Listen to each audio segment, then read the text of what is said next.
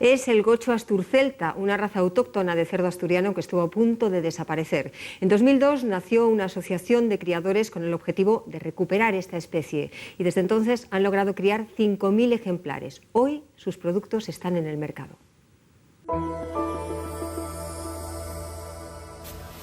Son algunos de los últimos ejemplares de gocho asturcelta que acaban de nacer. Es el cerdo que siempre hubo en Asturias porque se adaptaba perfectamente a la orografía y al clima de esta región.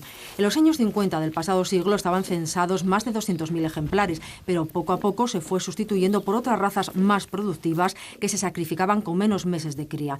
Prácticamente desapareció de las praderas asturianas, hasta que hace unos años un grupo de ganaderos decidió recuperarlo. Partieron de 6 ejemplares, 2 machos y 4 hembras.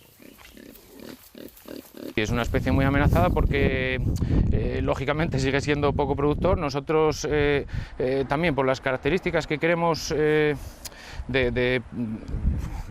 dar una vida digna al animal, aparte pues que esté más o menos que esté viviendo como vivirían en un estado muy parecido al salvaje, entonces es poco rentable, ¿no? Ejemplares ahora mismo tendremos unos 400 ejemplares, estamos todavía en recuperación. Lo que pasa es que el pasar de una cosa precaria totalmente al poder comercializar, estamos comercializando 4 a la semana, o sea, tampoco es una desproporción, pero vamos, es de una manera exponencial, va creciendo mucho. En los últimos 12 años han nacido en Asturias 5.000 gochos asturcelta. Se crían en libertad y se alimentan de lo que encuentran en la naturaleza. Cada ejemplar está sometido a un riguroso control genético. Hoy es habitual verlos en ferias.